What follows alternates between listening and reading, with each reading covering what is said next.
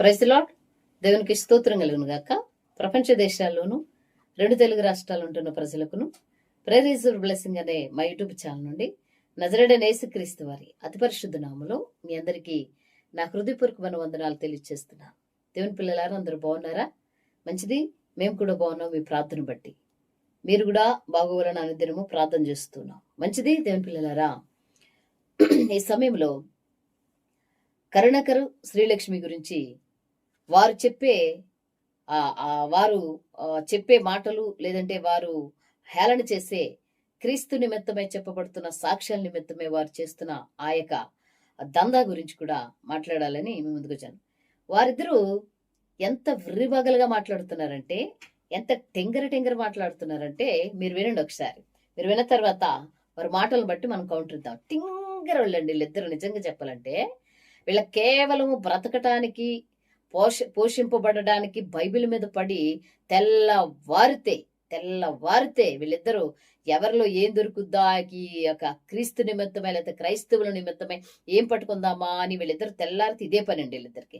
అంతే తప్ప మరి వాళ్ళ గ్రంథం తీసి వాళ్ళ గ్రంథంలో ఏదైనా సత్యం ఉంటే, మంచి ఉంటే, వారి యొక్క సనాతన ధర్మానికి, ఆ సనాతన ధర్మంలో కొనసాగే వారికి ఏదైనా మంచి చెప్దాము, వాళ్ళని మంచి మార్గంలో నడిపిద్దామా అనే మైండే వీళ్ళిద్దరికి ఉండదండి. ఎందుకు ఉండదంటే వీళ్ళిద్దరికి వాళ్ళ గ్రంథాలు కూడా తెలియదు, వాళ్ళ గ్రంథంలో ఏముందో కూడా తెలియదు. ఎప్పుడైనా మీరు చూసారా కరుణాకర్ గారి గ్రంథం తీసి ఒక గంట సేపు వీడియో చేసి వాళ్ళ ధర్మంలో ఉన్న వాళ్ళకి ఆ ధర్మాన్ని ఎప్పుడైనా బోధించాడా? ఎందుకు తెలియదు, తెలియదు అతనికి ఏమి. తర్వాత శ్రీలక్ష్మి గారికి కూడా అస్సలేం తెలియదు. అతను అన్న మాటలకి అంటాం తప్ప పక్కన కూర్చుని ఏం తెలియదండి వీళ్ళిద్దరికి. సరే దేవుని పిల్లలారా, ఈ బైబిల్ నిమిత్తమై వీరు చేస్తున్న ఆ యొక్క హేళనకరమైన సంగతులు సరే అది పక్కన పెడితే, వీళ్ళిద్దరికి అసలు బైబిల్ అస్సలు తెలియదు. ఎందుకంటే ఈ మాటలు మీరు విన్న తర్వాత మీకే అర్థమవుతుంది.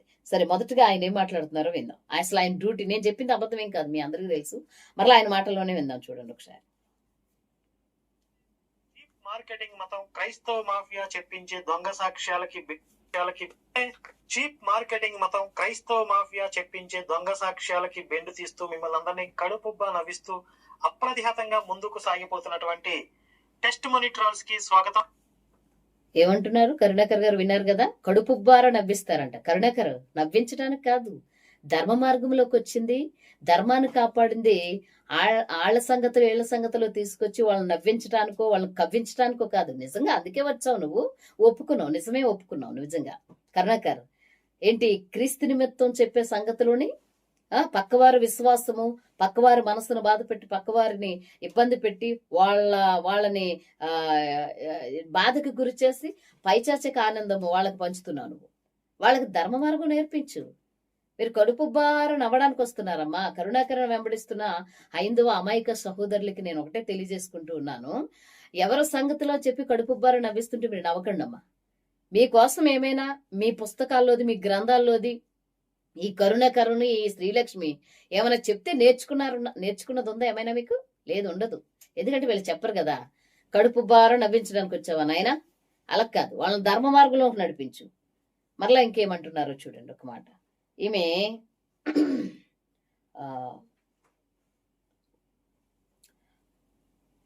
శ్రీలక్ష్మి ఈ యొక్క కరుణాకర్ అంటున్నారు, పాస్టర్ల కంట ఈ యొక్క పని లేకపోతేనంట అసలు బ్రతకలేరట. వాళ్ళ మాటల్లోనే విందాం. మాటలు అన్న తర్వాత మనము కవి కాని వాణి అనగానే నేను కవిని కానన్నవాడిని అవన్నీ వృధారా సుమతి. ఇక నాకు విషయం చెప్పాలనిపించిందండి. మన సత్యబాబు గారు ఉన్నారు కదా, పాస్టర్ గారు, ఆయనతో మాట్లాడుతుంటే ఆయన ఒక విషయం చెప్పారు పాస్టర్ల గురించి. సత్యబాబు అంటే ఎవరు అనుకున్నారు? ఇప్పుడు చెప్పే సత్యబాబు గారు ఎవరు? నేను 2-3 వీడియోలు చేశాను, చాలా మంది మన సహోదరులు కూడా చేశారు.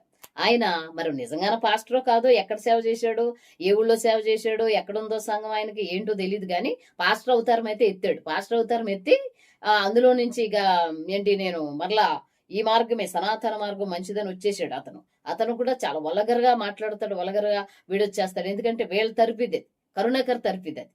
అతను పాస్టరో కాదో తెలీదు, అతని గురించి చెప్తుంది. అతను ఏమన్నాడంట ఒకసారి వినండి. పొరపాటున క్రిస్టియానిటీ అనేది తగ్గిపోతే పాస్టర్ వృత్తిని వదిలేస్తే నెక్స్ట్ తను ఏం చేయాలో తనకి తెలియదంట. చేయలేడు అసలు ఏ పని చేయలేడు. అదే చెప్పారు. ఆ, ఇప్పుడు నన్ను ఎక్కిరిస్తా ఉంటారు కదా, మీరు నువ్వు పొలం పనులు చేసావు, వ్యాపారం చేసావు, ఇసుక అమ్ముకున్నావు అనేది రకరకాల. సరే మనం కష్టించి పని చేసాం, ఇప్పుడు ఈ వర్క్ అవసరం కాబట్టి ఇది చేస్తాం, ఇది కాకపోతే ఇంకే పని అయినా చేయగలను నేను. కానీ పాస్టర్ అనేవాడు అది వదిలేస్తే రోడ్డు మీద వచ్చి ఏ పని చేయలేడు, చేతగాడు, అడుక్కు తింటాడు. మహా అయితే ఆడి చేత అయ్యేది ఒకటే. అవునా నాయనా? ఏంటి నాయనా? అమ్మ శ్రీలక్ష్మి ఏ పని చేయలేరని చెప్పారా సత్యబాబు గారు? మీకు తెలుసు అసలు? మీ ఇద్దరికి ఏం తెలియదు. మీ ఇద్దరికి ఎదురు బెదురు కూర్చుంటారేమో, ఒకరు చూసుకుంటారేమో. నువ్వు చెప్పింది అతనికి రైటు, అతను చెప్పింది నీకు రైటు. శ్రీలక్ష్మి, పాస్టర్లు ఇది లేకపోతే పనే చేయలేరా? అయ్యో మీరు రోజు చెమట ఊర్చేసేసి కష్టపడేసి కొండల పిండిలు ఎక్కి కష్టపడి చక్కో రోజు మీరు జాబులు చేసి సంపాదించిన తరువాత మీ ధర్మాన్ని కాపాడుకుంటున్నారే. పాంప్లెంట్ కి కూడా మీరు డబ్బులు అడగట్లేదా? కింద అసలు మీరు అడుక్కుని పెచ్చ మీద దైవజనులైన వారు ఎంతో మంది, ఒక 10% తీసేయండి మీరన్నట్టుగా. మీలాంటి వాళ్ళకి ఆడుకోవడానికి అలాంటి వాళ్ళు అవకాశంగా దొరుకుతారు. ఒక 10% వాళ్ళ కూడా మీలా దొంగలే, మీ ఇద్దరులాగా. ఒక 10% మందే దొంగలుగా బ్రతికి క్రీస్తుని అడ్డం పెట్టి బ్రతుకుతారు తప్ప 90% మంది కరుణాకర్, శ్రీలక్ష్మి విను, వాళ్ళు ఏ రకంగా అయినా కూడా కష్టించి పనిచేసి బ్రతికే దైవజనులు ఉన్నారు. చాలా మంది జాబ్ చేస్తూ సేవ చేస్తున్నారు. ఆ సంగతి మీకు తెలుసా? జాబ్ చేస్తూ, ఉద్యోగాలు చేసుకుంటూ, వ్యాపారాలు చేసుకుంటూ, వ్యవసాయాలు చేసుకుంటూ సేవ చేస్తున్న సేవకులు ఉన్నారు. అలాంటి వాళ్ళు మీకు కనపడరు. మీలా దొంగేసం వేసుకుని మీరు ఎలాగ సనాతన మార్గంలో ముసుగు దొంగల్లాగా ఇద్దరు తయారయ్యారు. ఇద్దరే కాదులేండి, చాలా మంది ఉన్నారు తయారై బ్రతుకుతున్నారు. అలాంటి వాళ్ళని లెక్కేసుకుని మీ తోడు దొంగల్లాగా సాధు రాసుకుని బూడిదురాలింది తోడు దొంగలాగా వేసుకొస్తారు శ్రీలక్ష్మి, కరుణాకర్. వాళ్ళు ఏ పని చేయలేరా పాస్టర్ పని లేకపోతే? మరి మీరేం చేస్తున్నారమ్మ ఇప్పుడు? మీ ఇద్దరికి అసలు ఏమైనా చేయగలరా? క్రీస్తు నిమిత్తము, క్రైస్తవ నిమిత్తం, బైబిల్ నిమిత్తం మీరు చెప్తుంటే నిజమైన హైందవ సహోదరులు ధర్మం చేస్తుంటే తింటూ ఉన్నారు. మీరేం కష్టపడుతున్నారు? మీరు తిరిగే కార్లు, మీరు అనుభవించే మేడలు, మిద్దులు, ఆ సౌకర్యాలన్నింటినీ కూడా, మీ కుటుంబాలు నడుపుకునే ప్రతిది కూడా ఎక్కడదమ్మా? శ్రీలక్ష్మి గారు మీరేమైనా జాబ్ చేస్తున్నారా? కరుణాకర్ ఏం చేస్తున్నాడా? ఏమైనా మీకు సాఫ్ట్వేర్ కంపెనీలు ఉన్నాయా? అడుక్కు తింటాడా ఆ పని లేకపోతే? మీరెక్కడ రోడ్డు ఎక్కుతారు? బైబిల్ మాట ఎత్తకపోతే మీ ఇద్దరు రోడ్డు ఎక్కుతారు. తెలుసా సంగతి? మీరు తెలుసుకుంటారు. ఒకసారి సిగ్గుండాలి కొంచెం ఏమైనా మాట్లాడాలంటే. ఏమైనా ఉందా అసలు మీ ఇద్దరికి? అలా మాట్లాడుతున్నారు? రోడ్డు ఎక్కుతారా? మీ ఇద్దరు ఎక్కుతారు రోడ్డు. ఒక్కరోజు ఒక వారంలో అసలు బైబిల్ పేరు ఎత్తకుండా, క్రీస్తు పేరు ఎత్తకుండా, క్రైస్తవుల పేరు ఎత్తకుండా మీరు వీడియోలు చేయండి చూద్దాం. మీరు వీడియోలు చేయండి. తిరిగేసి కరుణాకర్ మరలా నువ్వు ఇసుక అమ్ముకుంటూ వెళ్ళి, ఆ పిల్ల కూడా ఎవరో శ్రీలక్ష్మి కూడా వెళ్ళి యాసాలు వేసుకుంటుంది, వెళ్ళి సినిమాలోకి వెళ్ళి ఇష్టం వచ్చినట్టు మాట్లాడుతున్నారు. కొంచెం కూడా లేదు అసలు. మరలా వెళ్ళేమంటున్నారు ఒకసారి చూద్దాం. అమ్మగారు ఎట్లా మాట్లాడుతుందో ఒకసారి చూద్దాం. చూడండి. సతీషాగమనం వీళ్ళు అంటూ ఉంటారు చూడండి. ఒకసారి నేనెందుకు అంటాం కానీ ఆవిడ మాటలను వినండి. మావాడే అంటారు కదా, అప్స్టీన్ పైన క్రిస్టియన్ లేదా యూదుడు అంటే అంటున్నారు, అందులో పాల్గొన్న అందరూ క్రిస్టియన్లే. మరి అంటే ఎంత దరిద్రంగా, ఎంత దారుణంగా బిహేవ్ చేస్తున్నారు వీళ్ళు. ఇప్పుడు సతీ సాగమనం ఇలాంటి మూఢాచారాలు ఇలాంటివన్నీ మన దగ్గర ఉన్నాయి, అవి క్రిస్టియన్స్ వచ్చి బాగు చేశారు అని చెప్పి చెప్పుకుంటా ఉంటారు కదా వీళ్ళు. మరి మన దేశం మరలా ఇంకోసారి వినండి. సతీ సహగమనము మన గ్రంథాల్లో ఉన్నాయని వీళ్ళు చెప్పుకుంటూ ఉంటారు కదా. అసలు మరి వీళ్ళలో ఉన్న దురాచారాలు ఎందుకు వెళ్ళగొట్టలేకపోతున్నారు అంటుంది ఈమె. అంటారు కదా. ఇది చూడండి ఒకసారి మరలా ఒకసారి. క్రిస్టియన్ లేదా యూదుడు అంటే అంటున్నారు, అందులో పాల్గొన్న అందరూ క్రిస్టియన్లే. మరి అంటే ఎంత దరిద్రంగా, ఎంత దారుణంగా బిహేవ్ చేస్తున్నారు వీళ్ళు. ఇప్పుడు సతీ సాగమనం ఇలాంటి మూఢాచారాలు ఇలాంటివన్నీ మన దగ్గర ఉన్నాయి, అవి క్రిస్టియన్స్ వచ్చి బాగు చేశారు అని చెప్పి చెప్పుకుంటా ఉంటారు కదా వీళ్ళు. మరి అమ్మా శ్రీలక్ష్మి వీళ్ళ చెప్పరు, మీ గ్రంథంలో ఉంది. మీ గ్రంథంలో ఉందిరా శ్రీలక్ష్మి. వీళ్ళు చెప్పుకుంటూ ఉంటారు కదా. కాదమ్మా, ఉంది మీ గ్రంథంలో. చూడండి ఒకసారి. సతీసాగమనం గురించి వివరంగా మీరు వాల్మీకి రామాయణంలో ఉత్తరాఖండం 17వ సర్గ 12, 13, 14 శ్లోకాలు చూడండి. మీ గ్రంథం తెలియదమ్మా శ్రీలక్ష్మి. మీరు కరుణాకర్ గారు ముందు కూర్చుంటే మీరు ఇట్లానే తయారవుతారు. ఎక్కువ శాతం మీరు కొంచెం మంచి చెడు తెలుసుకుని బ్రతికితే మంచిదని అనిపిస్తుంది. ఎందుకంటే మీరు గ్రంథం చదవరు. ఏంటి సతీ సహగమనం గురించి ఎక్కడ లేదంట. సతీ అనేది అంతమొందించింది ఎవరు మీకు తెలుసు కదా.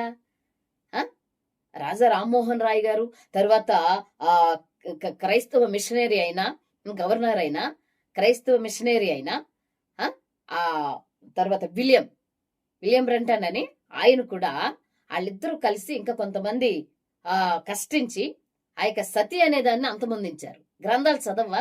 చూడు, వాల్మీకి రామాయణంలో రాసింది, తర్వాత మహాభారతంలో రాసింది. మహాభారతంలో రాసింది మీకేం తెలీదు, మీరు ఆ గ్రంథాలు చదవరాయే. శ్రీలక్ష్మి, కరుణాకర్ అంట చెప్పుకున్నారంట. కాదమ్మా, ముందు గ్రంథాలు చదువు, ఆ తర్వాత కరుణాకర్ గారు ముందు కూర్చుని మాట్లాడదు గాని. కొంచెమైనా ఇది ఉండాలి. ఉన్న సత్యాన్ని కూడా ఇలా మార్చేస్తున్నావు నువ్వు శ్రీలక్ష్మి, ఉన్న సత్యాన్ని కూడా బలి మార్చేస్తున్నావు నువ్వు అసలు. మరలా ఈ వెళ్ళేమంటున్నారంటే, ఇంకొక అద్భుతమైన విషయం ఏంటంటే, చాలా హాస్యాస్పదమైన విషయం ఏంటంటే, చూడండి ఒకసారి. మరలా వీళ్ళు చిన్నపిల్లలంట మన దేవుడు యెహోవా దేవుడే కదా బలి తీసుకుంటున్నాడు అని మాట్లాడుతున్నారు. ఇతను చిన్నపిల్లల్ని యెహోవా దేవుడు బలి తీసుకుంటున్నాడు అంటే చూడండి ఒకసారి. చేతబడి క్షుద్ర పూజలు అన్ని చేస్తాడంట. ఆ దేవుడికి ఇలా పిల్లల్ని బలిస్తే ఇలాంటివన్నీ చేస్తే ఆయన వరాలు ఇస్తాడంట. ఆయన బైబిల్లో అంటాడు. అదే కదా, ఇప్పుడు నీ కుటుంబంలో జ్యేష్ఠుడు నాకు అర్పించాలంటాడు. అది యెహోవా అయి ఉంటాడు. ఆయన యెహోవానే చిన్నపిల్లల్ని బలి తీసుకునేది ఆయనే. ఇంతకుముందు పూర్వం ఆచారం ఉండేది. ఓ పాస్టర్ కూడా చెప్పాడు కదా, నీ కుటుంబంలో కూతురు గాని కొడుకు గాని పుట్టిన నాకు ఇచ్చేయాలి ముందని. ఎంత దారుణం చూసారా, ఎంత దారుణమైన అబద్ధాలు ఆడుతున్నాడో చూసావు కరుణాకర్. ఇలాగయ్యా మరి హైందవ సహోదరులు దోచుకు తింటున్నాడంటే ఇలాగే దోచుకు తిన్నాడు. ఇంతలాగే ఇలాంటి అబద్ధాలు చెప్పే, ఇలాంటి మోసకరమైన మాటలు చెప్పే, ఇలాంటి వాక్యంలో లేనిది కరుణాకర్కి అసలు వాక్యమే తెలీదు. గ్రంథం అసలు గ్రంథంలో రాయబడిన సంగతి ఏంటి, దానికి అసలు వేరే చోట ఏముంటుంది, దాని అర్థం ఏంటి, ఏమి తెలియకుండానే ఇష్టం వచ్చినట్టు ఎలా మాట్లాడుతున్నాడు చూడండి. చిన్నపిల్లలను బలి తీసుకునేవాడు యెహోవా.